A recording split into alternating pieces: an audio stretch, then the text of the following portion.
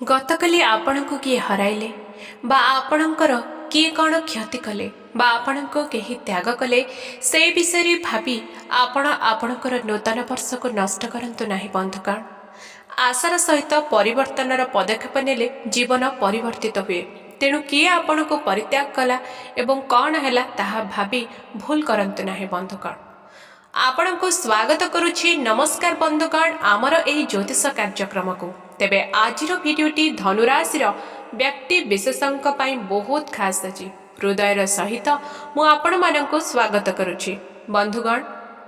आपण माने निजे थंबनेल रे देखिथिबे आपणकर अपेक्षार अंत घटिछि, कारण 2026 वर्ष उपरे एक वीडियो पई अनेक मतामत आसीथिला। बंधुगण आज आमे 2026 वर्ष धनुराशि विषय रे अनुसंधान करिबो एवं आपणकर राशि पई केउ ग्रहंकर कोन गोचर रहइबो एवं कोन फलाफल रहइबो से विषय रे विस्तार भाव रे चर्चा करिबा। यह कौन गोटे बड़ परिवर्तन आनिब 2026 वर्ष कौन आनिब 2026 रे कौन नकारात्मक कौन सकारात्मक एही वर्ष 2026 सूर्यंकर अटे। तेबे 9टी ग्रहंकर राजा सूर्य एवं सूर्य आपणकर भाग्यर कर्ता। धनुराशिर सूर्य भाग्यर कर्ता होई जांती। एबे एही वर्ष सूर्यंकर आपण मध्य शनिंक ढेयार प्रभाव रे अछंती।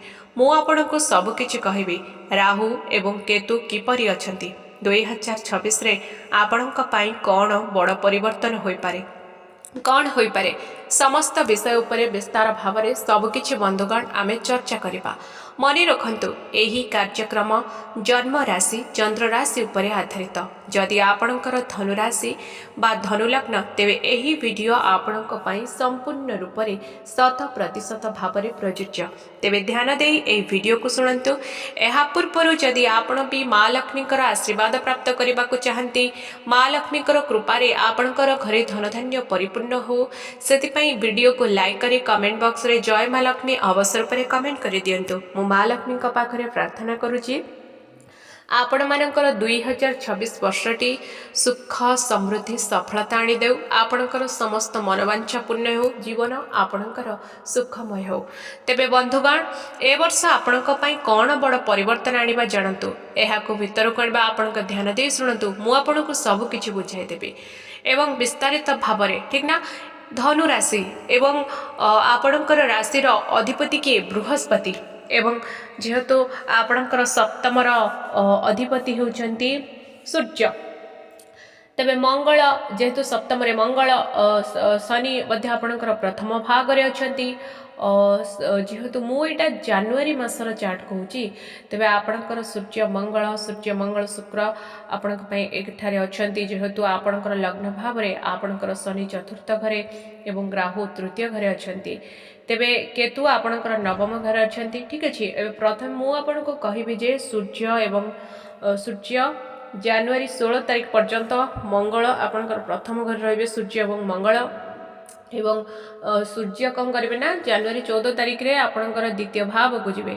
तेबे आपण को कहबा को चाहे विशेष करी फेब्रुआरी मध्य भाग रे मु कहबी जे आपण आपणकर भाषण उपरे ध्यान देवा उचित। आपण आपणकर धैर्य प्रति टिके ध्यान दियंतु, विशेष करी उन्नति उपरे आपण संपर्क रे, कारण आपणकर मंगल आपणकर प्रथम घर अछंती।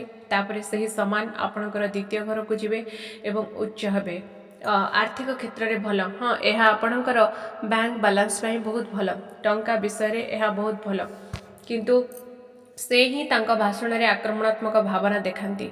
यह ही आमर क्रोध को केउंठी ना केउंठी दर्शाउछि। तेबे जेतेबेले 16 जनवरी रु डेट मने रखंतु बंधुगण, जेतेबेले 16 जनवरी रु 24 फेब्रुआरी पर्यंत रहिबे सूर्य, तेबे मंगल द्वितीय घर अछंती। टिके आपणकर क्रोध प्रति बाणी प्रति टिके सतर्क रहिबा निहाती आवश्यकता रही। बाणी आपणकर प्रभावित रहिबो। सूर्यंक जोगु आपणक भितरे ओभर कॉन्फिडेंस ओभर आत्मविश्वास जेतेबेले मंगल तापरे प्रवेश करी फेब्रुआरी 24 रु अप्रैल 3 पर्यंत आपणकर चतुर्थ भाव रहिबे। एहा आपणकर संपत्ति विशेष करी प्रेम संपर्क जड़ित, कारण मंगल जड़ित माता पितांक आशीर्वाद एहा आपणक जनवरी 14 रु एहा आपणक प्रभावशाली प्रकृति सहित जड़ित। एहा आश्चर्यजनक एही समय मध्ये आपणको निजको प्रवेश करिवे, ठीक अछि। ଫେବୃଆରୀ 14 ରୁ 15 ତାରିଖରେ ତୃତୀୟ ଘରକୁ। ଏହି ପ୍ରବେଶ ଅର୍ଥ ହେଉଛି ଯଦି ଆପଣଙ୍କର ସରକାରୀ ପରୀକ୍ଷା ଅଛି କିମ୍ବା କୌଣସି ସରକାରୀ କାର୍ଯ୍ୟ କରିବାକୁ ଭାବୁଛନ୍ତି କିମ୍ବା ଯଦି ଆପଣ ଫେବୃଆରୀ 14 ରୁ 15 ତାରିଖ ପରେ କିଛି ଯୋଜନା କରୁଛ, ତେବେ ମୁଁ କହିବି ଯେ ଏହି ବର୍ଷ ସୂର୍ଯ୍ୟଙ୍କର ଏବଂ ସୂର୍ଯ୍ୟ ଆପଣଙ୍କର ଭାଗ୍ୟର ଶାସକ। ତେଣୁ ଯେତେବେଳେ ସୂର୍ଯ୍ୟ ଆପଣଙ୍କର ଭାଗ୍ୟର କର୍ତ୍ତା, ଏହି ବର୍ଷ ସରକାରୀ କ୍ଷେତ୍ର ପାଇଁ ବହୁତ ଭଲ ଅଛି। ଯଦି ଆପଣ କୌଣସି ସରକାରରେ ଅଛନ୍ତି, ତେବେ ତାହା ଆପଣଙ୍କ ପାଇଁ ବହୁତ ଭଲ। ଯଦି ଆପଣ ରାଜନୀତିରେ ଅଛନ୍ତି କିମ୍ବା ଆପଣଙ୍କର କ୍ୟାରିୟର ଅଛି, ତେବେ ଏହି ବର୍ଷ ଆପଣଙ୍କ ପାଇଁ ବହୁତ ଭଲ ରହିବ। କାରଣ ସୂର୍ଯ୍ୟ ଧନୁରାଶିରେ ଭାଗ୍ୟର କର୍ତ୍ତା ଅଟନ୍ତି ଏବଂ ବିଶେଷ କରି ମାନେ ଆପଣଙ୍କର ଭାଗ୍ୟର କାରକ ମଧ୍ୟ ବହୁତ ଭଲ। ଉଦାହରଣ ସ୍ୱରୂପ ଫେବୃଆରୀ 14, 15 ଯେତେବେଳେ ସୂର୍ଯ୍ୟ ଆପଣଙ୍କର ତୃତୀୟ ଘରକୁ ଆସିବେ, ତାପରେ ମାର୍ଚ୍ଚରେ ରହିବେ, ତାପରେ ଏପ୍ରିଲରେ ସୂର୍ଯ୍ୟ ଯେତେବେଳେ ଉଚ୍ଚ ହେଇଯିବେ ମେଷ ରାଶିରେ, ଏହି ସମୟ ସୀମା ସର୍ବୋତ୍ତମ ହେବ। ଯେତେବେଳେ ସୂର୍ଯ୍ୟ ଏପ୍ରିଲ 14ରୁ ଏପ୍ରିଲରୁ ମଇ ମିଡିଲ ପର୍ଯ୍ୟନ୍ତ ଉଚ୍ଚ ହେବେ, ତ ସେତେବେଳେ ସେ ପଞ୍ଚମ ଘରେ ରହିବେ ଏବଂ ଲାଭ ସ୍ଥାନକୁ ଦେଖିବେ। ଏହାର ଅର୍ଥ ହେଉଛି ଏହି ସମୟ ସୀମା ଏପରି ଯେ ଯଦି ଏହି ସମୟ ମଧ୍ୟରେ ଆପଣଙ୍କର ସରକାରୀ ପରୀକ୍ଷା କିମ୍ବା ଅନ୍ୟ କୌଣସି ପରୀକ୍ଷା ଅଛି, ତେବେ ଏହା ଛାତ୍ରମାନଙ୍କ ପାଇଁ ସର୍ବୋତ୍ତମ ରହିବ। ଆପଣ ହୁଏତ ସେହି ଏକ୍ଜାମରେ କ୍ଲିୟର କରିପାରନ୍ତି ବା ସେହି ଏକ୍ଜାମ ଆପଣଙ୍କର ସର୍ବୋତ୍ତମ ରହିବ। ଯଦି ଆପଣଙ୍କର କୌଣସି ଦ୍ୱନ୍ଦ୍ୱ ଥିଲା, ସନ୍ଦେହ ଥିଲା ଆପଣଙ୍କର ପରୀକ୍ଷାକୁ ନେଇକି, ତାହା ନିଶ୍ଚିନ୍ତ ରୂପରେ ସେ ଦ୍ୱନ୍ଦ୍ୱ ଆଉ ସନ୍ଦେହ ପୂର୍ଣ୍ଣ ହେବ। ମାନେ ପୂର୍ଣ୍ଣ ହେବ, ମାନେ ସେ ଦ୍ୱନ୍ଦ୍ୱପୂର୍ଣ୍ଣ ହେବ। ଯଦି କୌଣସି କାର୍ଯ୍ୟ ଆପଣଙ୍କର ହବ ନ ହବ ବୋଲି ଆପଣଙ୍କର କୌଣସି ଦ୍ୱନ୍ଦ୍ୱ ଅଛି, ତେବେ ତାହା ପୂର୍ଣ୍ଣ ହେବ। ସେ ଦ୍ୱନ୍ଦ୍ୱ ଆପଣ ରଖନ୍ତୁ ନାହିଁ, ଏହା ଆପଣଙ୍କ ପାଇଁ ବିଶେଷ କରି ଛାତ୍ରମାନଙ୍କ ପାଇଁ ସର୍ବୋତ୍ତମ। ତାପରେ ସୂର୍ଯ୍ୟ ଯେହେତୁ ଷଷ୍ଠ ଘରେ ପ୍ରବେଶ କରିବେ, ଏହା ଆପଣଙ୍କର ଋଣ ରୋଗ ଶତ୍ରୁମାନଙ୍କ ଉପରେ ବିଜୟ ଲାଭ କରିବେ। ଅନ୍ୟ ଶବ୍ଦରେ କହିଲେ ମାର୍ଚ୍ଚ 15 ତାରିଖରୁ ଆରମ୍ଭ ହୋଇ ସେପ୍ଟେମ୍ବର ଶେଷ ହେବା ପର୍ଯ୍ୟନ୍ତ ଷଷ୍ଠ ଘରେ ରହିବେ ମାନେ ଆପଣଙ୍କର ଯଦି ଋଣ ରୋଗ ଶତ୍ରୁ ପ୍ରତିଯୋଗିତା ଆପଣଙ୍କ ପାଇଁ ଏହି ସବୁ ରିଲେଟେଡ ଆପଣଙ୍କୁ ଫଳ ପ୍ରଦାନ କରିବେ। ଦେଖିବା କଣ ନା ଷଷ୍ଠ ଘର ଯେହେତୁ ରହିବେ ଆଉ ନିଜ ରାଶିରେ ରହିବେ, ଶୁଭତ୍ୱ ହିଁ ପ୍ରଦାନ କରିବେ। ପ୍ରଥମେ ତ ଏହି ସମୟରେ ଯଦି ଆପଣ ଜଣେ ସ୍ପୋର୍ଟସ ମ୍ୟାନ ଅଛନ୍ତି, ଖେଳକୁଦ ରିଲେଟେଡ ଆପଣଙ୍କର କୌଣସି କମ୍ପିଟିସନ ଅଛି, ଫିଜିକାଲ ୱାର୍କଆଉଟ ଆପଣ କରୁଛନ୍ତି, ଯଦି ଆପଣ ଜଣେ ଟ୍ରେନିଂ ସେଣ୍ଟର ଜିମ୍ ସେଣ୍ଟର ଖୋଲିଛନ୍ତି ବା ଏଭଳି କୌଣସି ପ୍ରକାର ଆପଣ ଫିଜିକାଲ ଆକ୍ଟିଭିଟିଜରେ ପାର୍ଟିସିପେଟ କରୁଛନ୍ତି, ଦେନ୍ ଏହି ସମୟରେ ଆପଣଙ୍କ ପାଇଁ ବହୁତ ବଢିଆ ରହିବ ସମୟ।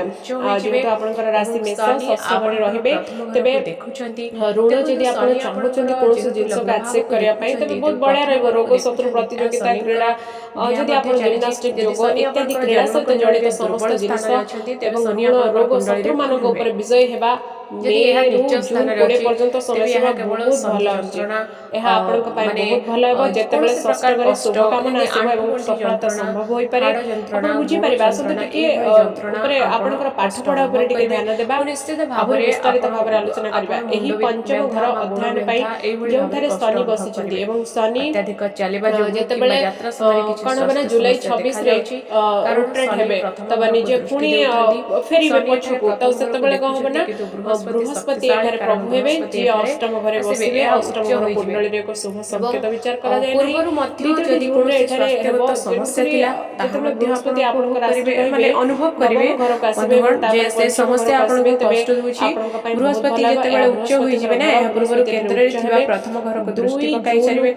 ଗୋଟିଏ ଉପାୟ ହେଉଛି ଯେତେବେଳେ ଆମର ସ୍ୱାସ୍ଥ୍ୟ ଖରାପ ହୁଏ ଏବଂ ଏହା ଭଲ ହେଉନଥିବା ପରେ ମନେ ହୁଏ ଆମେ ବହୁତ ଶୀଘ୍ର ସୁସ୍ଥ ହୋଇପାରୁନାହୁଁ। ତେଣୁକରି ଆପଣ ଯଦି ଆପଣଙ୍କର ମନରେ ଏହା ଚିନ୍ତନ କରନ୍ତି କି ଆପଣଙ୍କର ସ୍ୱାସ୍ଥ୍ୟ ଠିକ ଅଛି, ତେବେ ତାହା ଆପଣଙ୍କର ମନୋବଳ ଦୃଢ଼ କରିବା ସହିତ ଶାରୀରିକ ସୁସ୍ଥତାରେ ମଧ୍ୟ ସହଯୋଗ ହେବ। ଅନ୍ୟ ଉପାୟ ହେଉଛି ଯେତେବେଳେ ଆପଣ ଅସୁସ୍ଥ ହୋଇଯାଆନ୍ତି ଏବଂ ବହୁତ ଶୀଘ୍ର ସୁସ୍ଥ ହୁଅନ୍ତି, ତେଣୁ ଏହି ବର୍ଷ ସୁସ୍ଥତା ପାଇଁ ବହୁତ ଭଲ ନୁହେଁ। କାହିଁକି ନା ଯେତେବେଳେ ଜୁନ 2ରେ ଆପଣଙ୍କର ରାଶିର ଅଧିପତି ଅଷ୍ଟମ ଭାବକୁ ଚାଲିଯିବେ ନା, ଅଷ୍ଟମ ଭାବକୁ ଯିବେ ମାନେ ଆପଣଙ୍କୁ ଟିକେ କଷ୍ଟ ପୀଡ଼ା ଭୋଗ କରିବାକୁ ପଡ଼ିବ। ବୃହସ୍ପତି ପ୍ରଥମ ଘରକୁ ଦୃଷ୍ଟି ପକାଇବେ, ତାପରେ ଆପଣଙ୍କର ଦ୍ୱିତୀୟ ଘରକୁ। ତେଣୁ ଏହା ଭଲ, କିନ୍ତୁ ମୁଁ ଭାବୁଛି ଯେ ଆପଣଙ୍କୁ ଟିକେ ସାଧାରଣତଃ ଭାବରେ ମାଇଗ୍ରେନ, ଗୋଡ଼ର ଯନ୍ତ୍ରଣା ହଉ, ମସଲ ପେନ୍, କାନ୍ଧ ଯନ୍ତ୍ରଣା, ଏଇଭଳି ଟିକେ ସାମାନ୍ୟ ପ୍ରକାର ଯନ୍ତ୍ରଣା, ବଡି ପେନ୍ ଦେଖାଦେବ। ସାଧାରଣତଃ 2026 ବର୍ଷରେ ଆପଣଙ୍କୁ ଟିକେ ରିଲାକ୍ସ ରହିବା ପାଇଁ କିଛି ସାମାନ୍ୟତଃ ଏକ୍ସରସାଇଜ କରି ବଡିକୁ ଷ୍ଟ୍ରେଚିଂ କରିବା ନିହାତି ଆବଶ୍ୟକ। ଯଦି ମୁଁ ଆପଣଙ୍କୁ ଗୋଟିଏ ନିର୍ଦ୍ଦିଷ୍ଟ ସମୟ କହିବାକୁ ଯାଏ, ତେବେ ସବୁଠାରୁ ଗୁରୁତ୍ୱପୂର୍ଣ୍ଣ ହେଉଛି ଜୁଲାଇ ଏବଂ ଅକ୍ଟୋବର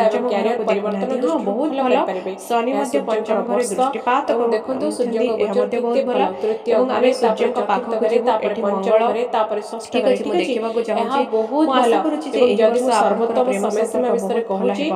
ତେବେ ଆପଣ 14 ସବୁଠାରୁ ଏପ୍ରିଲରୁ ଭଲ ମେ ଦେଖାଯାଉଛନ୍ତି। 10 ଏଇଭଳି ଏବଂ ଭାବରେ ଭାବନା ଆସିବ। ଯଦି ଆପଣ 15 ଅବିବାହିତ, ଅଗଷ୍ଟରୁ 15 ଆପଣଙ୍କର କୌଣସି ଅକ୍ଟୋବର ପ୍ରେମ 16 ସମ୍ପର୍କ ପର୍ଯ୍ୟନ୍ତ ନାହିଁ, ସମୟ ସୀମା ତେବେ ଆପଣଙ୍କ ପାଇଁ କୌଣସି ବହୁତ ଆସକ୍ତି ଭଲ ନାହିଁ, ଅଛି। ଯଦି ଆପଣ ତେବେ ଯଦି ଏହି ହୁଏତ ସମୟରେ ଆପଣଙ୍କର କୌଣସି ବି ପ୍ରକାରର ସଂସ୍ପର୍ଶରେ ବା ଇଣ୍ଟରଭ୍ୟୁ ସମ୍ପର୍କରେ କେହି ଦେଇପାରିବେ, କୌଣସି ପ୍ରକାର ଆସିପାରନ୍ତି। ସାକ୍ଷାତକାର ଆପଣଙ୍କର କରିପାରିବେ, କାହା ବହୁତ ସହିତ ଭଲ ରହିବ। ସମ୍ପର୍କ ଆପଣଙ୍କର ଗଢ଼ି ଉଠିପାରେ, କ୍ୟାରିୟରରେ ବହୁତ କାହା ବଡ଼ ସହିତ ପରିବର୍ତ୍ତନ ବନ୍ଧୁତା ଆସିବ। ହୋଇପାରେ। ଆପଣ ଏକ ଏବଂ ଉଚ୍ଚ ପଦବୀରେ ଫେବୃଆରୀ ରହିବେ, ଆପଣଙ୍କ ମଧ୍ୟଭାଗରୁ ଜୁଲାଇ ରାଜନୈତିକ ମଧ୍ୟଭାଗ କ୍ୟାରିୟର ମଧ୍ୟ ପର୍ଯ୍ୟନ୍ତ ଆପଣଙ୍କର ଗଢ଼ିପାରିବେ। କାହା ସହିତ ଆପଣଙ୍କର ଆସକ୍ତି, ବନ୍ଧୁତା ଜଣେ କିମ୍ବା ପ୍ରେମ ରାଜନେତା ସମ୍ପର୍କ ଭାବରେ ଗଢ଼ି କ୍ୟାରିୟର ଯଦି ଉଠିପାରେ। ଅଛି, ତାହା ମୁଁ ମଧ୍ୟ ଡେଭଲପ ଆପଣଙ୍କର କରିବା। ଆପଣ ଅବିବାହିତ ଜଣେ ହେବା ବିଷୟରେ ସେଲିବ୍ରିଟି କହୁଛି। ରିଆଲିଟି ଶୋ जो ଏବଂ करती ଯଦି है ଆପଣ ଆପଣ अन्य ପୂର୍ବରୁ କୌଣସି ପ୍ରେମ କ୍ଷେତ୍ରରେ ସମ୍ପର୍କରେ ଯଦି ଅଛନ୍ତି, ଜଡ଼ିତ ତେବେ ତେବେ ଏହି ଏହି ବର୍ଷଟି ସମୟ ବହୁତ ସୀମା ଭଲ। ଆପଣଙ୍କ ପାଇଁ କାରଣ ବହୁତ ଶନି ବଢ଼ିଆ ରହିବ। ପ୍ରଭାବ ନାହିଁ, ମୁଁ ଆପଣଙ୍କୁ ପଞ୍ଚମ କହିପାରିବି ଘରେ ଯେ ଯେତେବେଳେ ରାହୁର ପ୍ରଭାବ ବୃହସ୍ପତି ମଧ୍ୟ ନାହିଁ, 12 ବର୍ଷ ଭାଇ ପରେ ପଞ୍ଚମ ଆପଣଙ୍କର ଘର ବହୁତ ଭାଗ୍ୟକୁ ଭଲ ପ୍ରବେଶ ଥିବାରୁ କରିବେ କୌଣସି ସମସ୍ୟା ନାହିଁ। ସେତେବେଳେ ହଁ, ଆପଣଙ୍କର ଆରମ୍ଭରେ ଭାଗ୍ୟ ଜାନୁଆରୀ ନିଶ୍ଚିତ ଫେବୃଆରୀ ଭାବରେ ମଧ୍ୟ ଉନ୍ନତ ହେବ। ପର୍ଯ୍ୟନ୍ତ କିଛି କାରଣ ଜ୍ୟୋତିଷଙ୍କ ବନ୍ଧୁଗଣ ପ୍ରତି କର୍ମ ସତର୍କ ସ୍ଥାନରେ ରୁହନ୍ତୁ। ଅଛି କିନ୍ତୁ ଭାଗ୍ୟ ଏହା ବିନା କିଛି ସ୍ୱାଭାବିକ, ହାସଲ କରିପାରିବ କିନ୍ତୁ ନାହିଁ। ଏହା ଭଲ ଆମେ ଯେ ଏହି ପ୍ରତିବର୍ଷ ବର୍ଷ ଏହା ପ୍ରେମ ସମ୍ପର୍କ ଦେଖୁଛୁ ବିଷୟରେ ଏବଂ ବନ୍ଧୁଗଣ ମୁଁ ଆସନ୍ତୁ କହୁଛି ଆପଣଙ୍କର ଯେ କ୍ୟାରିୟର ଆପଣ ଏବଂ କଣ ନା ଆପଣଙ୍କର ଭାଗ୍ୟ ଭାଗ୍ୟ ବିନା ବିଷୟରେ କିଛି ବି ଆଲୋଚନା ହାସଲ କରିବା। କରିପାରିବ ପ୍ରଥମେ ନାହିଁ। ଆସନ୍ତୁ କର୍ମ ତ ଆପଣଙ୍କର 100% ଭାଗ୍ୟ ରହିବା ବିଷୟରେ ଆଲୋଚନା ଦରକାର, କରିବା। ଭାଗ୍ୟ ବି ରହିବା ଦରକାର। 2026 ଆମେ ଦେଖୁ ବର୍ଷଟି କିପରି ଭାଗ୍ୟ ଆମକୁ ଦେଖାଯାଉଛି କେତେ ବନ୍ଧୁଗଣ? ସମର୍ଥନ କରେ। ସୂର୍ଯ୍ୟ ଏବେ ଗୋଚରକୁ ଭାଗ୍ୟର ଦେଖିବା କର୍ତ୍ତା କେତେ ଲୋକ ହୋଇଯାନ୍ତି ଅଛ ଏବଂ ଲକ୍ଷ ଲକ୍ଷ ଜାନୁଆରୀରେ ବୃଷ ଆପଣଙ୍କର ରାଶି ପ୍ରଥମ ଅଛନ୍ତି। ଘରେ ଅଛନ୍ତି କଣ ଏବଂ ସମସ୍ତଙ୍କ ସମାନ ଫଳ ଜାନୁଆରୀ ଭୋଗ କରିବେ ନା? 15 ଯଦି ପର୍ଯ୍ୟନ୍ତ ଆପଣଙ୍କର ଆପଣଙ୍କର ଜନ୍ମ ପ୍ରଥମ ଘରେ କୁଣ୍ଡଳୀରେ ରହିବେ। ଏହି ବର୍ଷ ଗ୍ରହମାନଙ୍କର ସ୍ଥିତି ସୂର୍ଯ୍ୟଙ୍କର ଠିକ୍ ଥାଏ ପ୍ରଥମତଃ ଏବଂ ଯେହେତୁ ସେ ଆପଣଙ୍କର କର୍ମ ଆପଣଙ୍କର ଲଗ୍ନ ଜୀବନରେ ଭାବରେ କର୍ମର ରହିବେ, ଆପଣଙ୍କ କର୍ମ ମଧ୍ୟରେ ଠିକ୍ ଥାଏ ଆତ୍ମବିଶ୍ୱାସ ତେବେ ନିଶ୍ଚିତ ବୃଦ୍ଧି ଆପଣଙ୍କୁ ପାଇବ। ସବୁ ଜିନିଷ ଏବଂ ପଜିଟିଭ ରେଜଲ୍ଟ ମିଳିବ। ଆପଣ ମୁଁ ଜାଣିନି ଯେହେତୁ ଯେ ଆପଣ 12ଟି ସମସ୍ତଙ୍କ ରାଶି ମାନେ କୁଣ୍ଡଳୀରେ ଧନୁ କେଉଁ କେଉଁ ରାଶି ଭାବରେ ବିଷୟରେ କଥା ଗ୍ରହମାନଙ୍କର ହୁଏ, ତେବେ ଉପସ୍ଥିତି ଅଛି। ଭାଗ୍ୟରେ ସବୁଠାରୁ ଆଗରେ ରହିବେ। ତେବେ କାରଣ ସୂର୍ଯ୍ୟ ନିଶ୍ଚିତ ରୂପରେ ଆପଣଙ୍କର ନିଜର ଭାଗ୍ୟର ଜନ୍ମ କର୍ତ୍ତା କୁଣ୍ଡଳୀକୁ ଏବଂ ଏହି ବିଶ୍ଳେଷଣ ବର୍ଷ କରାଇବା ସୂର୍ଯ୍ୟଙ୍କର, ଆବଶ୍ୟକତା ଆଉ ତେଣୁ ଯଦି ଏହା କିଛି ଆପଣଙ୍କ ପାଇଁ ଖରାପ ଅଛି ତାର ବହୁତ ଭଲ ପ୍ରତିକାର ହେବ। ଏବଂ କରିବାର ତାପରେ ଆବଶ୍ୟକତା ଯେତେବେଳେ ରହିଛି। ସୂର୍ଯ୍ୟ ତେଣୁ ଏଠାରେ ମୁଁ କହୁଛି ଗୋଚର ଆପଣଙ୍କର ବ୍ରହ୍ମାଣ୍ଡରେ 15ରୁ ଘଟିଛି, କାରଣ ଯଦି ଆପଣଙ୍କର ଭାଗ୍ୟ ମେ ଭଲ ନାହିଁ ତେବେ 15ରୁ ଆପଣ ଜୁନ କାମ 15 କରିଚାଲ, ପର୍ଯ୍ୟନ୍ତ ଆପଣ କଠିନ ସମୟ ସୀମା ପରିଶ୍ରମ ଟିକେ କରିଚାଲ, ଦୁର୍ବଳ ରହିପାରେ। ତାହା ସେହି କର୍ମ ସମୟରେ ସତର୍କ ଠିକ୍ ଅଛି, ରହିବା ଏହା କରି ଆବଶ୍ୟକତା ଚାଲନ୍ତୁ। ରହିଛି। କିନ୍ତୁ ଯଦି ଆପଣଙ୍କର କିମ୍ବା ଭାଗ୍ୟ ଭଲ ଅଛି ତେବେ ଆପଣ ଆଗକୁ ବଢିବ। ଜୁଲାଇରୁ ଏହି ବର୍ଷ ଆପଣଙ୍କର ଭାଗ୍ୟ ଆପଣଙ୍କୁ ବହୁତ ଭଲ ଅଗଷ୍ଟ ଅଛି। 15 ଜୁନ ପର୍ଯ୍ୟନ୍ତ ମୁଁ 2 କହିବି, ପରେ ସାରା ବର୍ଷରେ ମୁଁ ରହିବନି ନିଶ୍ଚିନ୍ତ ତ, ଭାବରେ କିଛି କିଛି ଆପଣଙ୍କୁ ମାସ ଅଛି ଯେଉଁଠାରେ କହିବାକୁ ଆପଣଙ୍କୁ ଟିକେ ଚାହୁଁଛି ସତର୍କ ବଡ଼ କାମ କର, ରହିବାକୁ ପଡ଼ିବ। ଆପଣ ସେହି ସମୟରେ ଦୁଃସାହସିକ ନିଜର ପଦକ୍ଷେପ ନିଅ, ଆପଣ ନିଜର ଯତ୍ନ ନେବା କ୍ୟାରିୟର ସହିତ ପାଇଁ, ନିଜ ନିଜର କାର୍ଯ୍ୟର ବି ଭବିଷ୍ୟତ ଯତ୍ନ ପାଇଁ। ନେବା ଆବଶ୍ୟକତା କାରଣ ରହିଛି। ଆପଣଙ୍କର ଗୋଟିଏ ତେବେ ମୁଁ ଏକ ପଦକ୍ଷେପ ସମୟ ସୀମା ଆପଣଙ୍କୁ କହୁଛି ଆଗକୁ ଯାହା ବଢିବାରେ ଭାଗ୍ୟ ଦୃଷ୍ଟି ସହାୟତା ଟିକେ କରିବ। ଦୁର୍ବଳ। ମୁଁ ଆପଣଙ୍କ କେବଳ ଜୁଲାଇ 15ରୁ ବେଳେ ଅଗଷ୍ଟ ବେଳେ 15 ପର୍ଯ୍ୟନ୍ତ ଏମିତି ହୋଇଥାଏ, ଆମେ ଦେଖିପାରୁଛି। ବହୁତ ଜିନିଷ କିମ୍ବା ଚିନ୍ତା କରୁ କାମ ମୁଁ କରିବା ଦୁଇଟି ପାଇଁ, ସମୟ ସୀମା ଦେଖିପାରୁଛି ଯେ କିନ୍ତୁ ଆମ ଚିନ୍ତାଟା ଆମ ଚିନ୍ତା ଭିତରେ ମେ ହିଁ ରହିଯାଏ। 15ରୁ ଆମେ ଜୁନ ସେଇ 15 ପର୍ଯ୍ୟନ୍ତ କାମକୁ ଏବଂ ଯଦି ପଜିଟିଭ ଭାବରେ ଆପଣଙ୍କର ଭାଗ୍ୟ କରିପାରିନଥାଉ, ସହିତ କିନ୍ତୁ ଏବେ ଜଡ଼ିତ ସମୟ ଆସିଛି ସର୍ବୋତ୍ତମ ଆପଣ ସେଇ ସମୟ ସୀମା କାମକୁ ବିଷୟରେ ପଜିଟିଭ କହୁଛି, ଭାବରେ ତେବେ କରନ୍ତୁ, ମୁଁ ଆପଣଙ୍କ ଏ ଡେଫିନେଟଲି ବିଷୟରେ ମଧ୍ୟ କରନ୍ତୁ। କହିବି। ଆପଣଙ୍କର ଆପଣଙ୍କ ପାଇଁ ସର୍ବୋତ୍ତମ ବହୁତ ସମୟ ଭଲ ସୀମା ସମୟ ଅଛି ହେଉଛି ଏହି ବର୍ଷ। ମୁଁ ଆପଣଙ୍କୁ 14 କହିବି ଫେବୃଆରୀରୁ ମେ 15। ମାନେ ଆପଣ ଯଦି ଆପଣ କିଛି ବଡ଼ କରିବାକୁ ଚାହାନ୍ତି ତେବେ ଏହି ସମୟ ସ୍ପୋର୍ଟସ ସୀମା ଲାଇନରେ ହେଉଛି ଅଛନ୍ତି, ଖେଳକୁଦ ଲାଇନରେ ଫେବୃଆରୀ ଅଛନ୍ତି ବା 14ରୁ ସିନେମା ମେ ଅଛନ୍ତି, ବଡ 15 ପରଦାରେ ପର୍ଯ୍ୟନ୍ତ ଯିବାକୁ ରହିବ। ଏହି ଚାହୁଁଛନ୍ତି, ସମୟ ଭିତରେ ଆପଣ ନିଜକୁ କୌଣସି ବି କାର୍ଯ୍ୟ ପପୁଲାରିଟି ଆରମ୍ଭ କରିବାକୁ କରିପାରନ୍ତି, ଚାହୁଁଛନ୍ତି, ପ୍ରମାଣ କରିବାକୁ କୌଣସି ନୂତନ ଚାହୁଁଛନ୍ତି, ତେବେ କାର୍ଯ୍ୟ ବହୁତ ଆପଣ ଭଲ ଆରମ୍ଭ ସମୟ ଅଛି। କରିପାରନ୍ତି, ମିଛା କୌଣସି ରାଶିର ଲୋକମାନେ କଣ ହାସିଲ କରିବା ମଧ୍ୟ ଉଚିତ, କିଛି କରିବା କଣ ପାଇଁ ଉପାୟ ଚାହାନ୍ତି ତେବେ କରିବା ଉଚିତ, କରିପାରିବେ। ଯାହା ଦ୍ୱାରା ଏହି ସେପ୍ଟେମ୍ବର ବର୍ଷରେ ଯାହା ମଧ୍ୟଭାଗ ବି ପର୍ଯ୍ୟନ୍ତ ବାଧାବିଘ୍ନ ଗୋଟେ ଅଛି ସେ ମାସ ସବୁ ଦୂର ଆପଣଙ୍କୁ ହେବ, ଟିକେ ଆପଣଙ୍କୁ ସତର୍କ ସୁବାର୍ତ୍ତା ପ୍ରାପ୍ତ ରହିବାକୁ ହେବ। ପଡ଼ିବ। ମୁଁ ପ୍ରଥମ କହିବି ଯେ ଏହି ଉପାୟ ସମୟ ସୀମା ଆପଣଙ୍କୁ ଆପଣଙ୍କ ମୁଁ ଭାଗ୍ୟ, କହୁଛି, ଆପଣଙ୍କ ହନୁମାନ ସରକାର ଚାଳିଶା ଆପଣଙ୍କର ପାଠ ଚାକିରି, ଆପଣଙ୍କର କରନ୍ତୁ କ୍ୟାରିୟର ପାଇଁ ଭଲ ଏବଂ ରହିବ। ସୂର୍ଯ୍ୟ ସମଗ୍ର ମଙ୍ଗଳଙ୍କର ବୀଜ ବର୍ଷରେ ଗୋଟିଏ ମନ୍ତ୍ରକୁ ମାସ ପାଇଁ ଆପଣଙ୍କର ଭାଗ୍ୟରେ ରହିବେ ଏବଂ ତାପରେ ମଙ୍ଗଳାୟ ନମ ଆପଣଙ୍କର ଏହି ମନ୍ତ୍ରକୁ ବର୍ଷ ଜପ କରନ୍ତୁ। ଆପଣଙ୍କ ପାଇଁ ଓମ୍ ବହୁତ ଭଲ। ଏବଂ ଏଇ ଯଦି ଯୋଉ ମୁଁ ଆପଣଙ୍କର ମଙ୍ଗଳଙ୍କର କ୍ୟାରିୟର ଦର୍ଶନ ବିଷୟରେ ମଧ୍ୟ ବିଚାର କରେ, ମଙ୍ଗଳବାର ଲୋକମାନେ କରନ୍ତୁ। ପଚାରନ୍ତି ଯେ ଭୂମାୟ ସେମାନେ ନମ ଜପ କରନ୍ତୁ। 2026ରେ କିଛି ବଜରଙ୍ଗବାଲୀଙ୍କୁ ପରିବର୍ତ୍ତନ ସମ୍ପୂର୍ଣ୍ଣ ଭାବେ କରିବାକୁ ପ୍ରଣାମ ଚାହାନ୍ତି କରିବା କି? ଉଚିତ, ତାଙ୍କର ଆପଣ ସେବା କିଛି କରିବା ପରିବର୍ତ୍ତନ ଉଚିତ ଦେଖୁଛନ୍ତି ଏବଂ କି? ଏହା ଆସନ୍ତୁ ସହିତ ଦେଖିବା। ପୂଜା ଶନି କରିବା ଦଶମ ଉଚିତ। ଘରେ ଶାସନ କରୁଛନ୍ତି ପ୍ରତ୍ୟେକ ଦିନ ଏବଂ ଓମ୍ ନମ ଆପଣଙ୍କୁ ଶିବାୟ ମଧ୍ୟ ଦାୟିତ୍ୱ ଜପ ଦେଉଛନ୍ତି। କରନ୍ତୁ। ଏହା ସୂର୍ଯ୍ୟଙ୍କର ଆପଣଙ୍କୁ ବର୍ଷ କିଛି ହେତୁ ସୂର୍ଯ୍ୟଙ୍କୁ ଅର୍ଘ୍ୟ ପ୍ରଦାନ କରନ୍ତୁ, ଭାଗଦୌଡ଼ କରାଉଛନ୍ତି, ସୂର୍ଯ୍ୟଙ୍କୁ ଜଳ କାର୍ଯ୍ୟକ୍ଷେତ୍ରକୁ ଅର୍ପଣ ନେଇକି କରନ୍ତୁ। ଭାଗଦୌଡ଼ ଏହା ଲାଗି ଆପଣଙ୍କ ରହିଛି ପାଇଁ ଆପଣଙ୍କର ସୁଖ, ଜୀବନରେ। ସୌଭାଗ୍ୟ, ସମୃଦ୍ଧି ସବୁ କିଛି କର୍ମଶୀଳ ଆଣିଦେବ। ଯାଇଛନ୍ତି ଏବଂ ଆପଣ, ଯେହେତୁ କର୍ମର ଆପଣଙ୍କର ପ୍ରେସର ବିଛା ମଧ୍ୟ ରାଶି ଆପଣଙ୍କୁ ମଙ୍ଗଳ ବଢୁଛି। ଆପଣଙ୍କର ରାଶିର ତେବେ ଅଧିପତି ଶନି ଦଶମ ଅଟନ୍ତି, ଘରକୁ ତେବେ ଦୃଷ୍ଟି ମୁଁ ରଖି ଟିକେ ଚାପ ଆପଣଙ୍କୁ ସୃଷ୍ଟି କହୁଛି କରୁଛନ୍ତି। ତାପରେ ବୁଧ ଆପଣଙ୍କର ମଧ୍ୟ ହନୁମାନ ଏଠାରେ ଗୋଚର ଚାଳିଶା ପଠନ କରୁଛନ୍ତି। କରିବା ଆପଣଙ୍କ ପାଇଁ ବୃହସ୍ପତି ସର୍ବ ଆପଣଙ୍କର ଉତ୍ତମ ଅଷ୍ଟମ ଘରେ ରହିବ। ପ୍ରବେଶ କରୁଛନ୍ତି, ଦ୍ୱାଦଶ ହନୁମାନଙ୍କର ଘରେ ଦୃଷ୍ଟି ମଙ୍ଗଳବାର ଦିନ ଗୋଚର ଦର୍ଶନ କରୁଛନ୍ତି। ଏହାର କରନ୍ତୁ। ଅର୍ଥ ହେଉଛି ଶନିବାର ଦିନ ଯଦି ଆପଣ ବିଦେଶୀ ବି ଦର୍ଶନ ସମ୍ପର୍କ କରନ୍ତି ସୃଷ୍ଟି ତାହା ହେଉଛି, ମଧ୍ୟ ଆପଣଙ୍କ ପାଇଁ ଉତ୍ତମ କିଛି ରହିବ। ସମ୍ପର୍କ, ଏବଂ ବିଦେଶୀ ସମ୍ପର୍କ ନିଶ୍ଚିନ୍ତ ଆପଣଙ୍କୁ ଲାଭ ରୂପରେ ପ୍ରଦାନ ଆପଣ କରିବ। କଠିନ ପରିଶ୍ରମ ଦ୍ୱାରା ମାଟିକୁ ଶୁଭପ୍ରଦ। ପ୍ରଣାମ ପ୍ରତ୍ୟେକ କରନ୍ତୁ। କାମ ଶିଖିବା, ମାଟି ଜାଣିବା, ଯଦି ଚିହ୍ନିବା, ଏହାକୁ ଚଉରାମୂଳର ସମାପ୍ତ ମାଟି ହଉ କରିବା। ବା ଶନି ନିଜ ଆପଣଙ୍କର ଘରର ଯୋଉ ମାଟି ଦଶମ ଅଛି, ଘରକୁ ଦେଖୁଛନ୍ତି, ତ ପ୍ରଣାମ ଦାୟିତ୍ୱ କରନ୍ତୁ। ରହିବ। ଭାଇ ନିଜର ଦଶମ ଘର ମାତା ଶନିଙ୍କ ପିତାଙ୍କର ଦୃଷ୍ଟି ହେତୁ ସେବା କରନ୍ତୁ। ବର୍ଷ ଆପଣଙ୍କର ଯାକ ଜୀବନ ଆପଣଙ୍କୁ ମଙ୍ଗଳମୟ କର୍ମର ଶୁଭମୟ ପ୍ରେସର ହେବ। ରହିବ, କର୍ମର ତେବେ ଡିପ୍ରେସନ ଫିଲ୍ କରିବେ। ତେବେ ଆପଣଙ୍କ ପାଇଁ 2026 ଉପାୟ ବର୍ଷ ହେଉଛି ଆପଣଙ୍କ ପ୍ରତ୍ୟେକ ପାଇଁ ଦିନ ହନୁମାନ ମଙ୍ଗଳକାର ଚାଳିଶା ହେଉ, କରନ୍ତୁ। ଏହା ବି ମୁଁ ଓମ୍ ନମୋ ପ୍ରାର୍ଥନା ଭଗବତେ କରୁଛି। ବାସୁଦେବାୟ ଜୟ ନମଃ ମା ଜପ କରନ୍ତୁ। ଲକ୍ଷ୍ମୀ।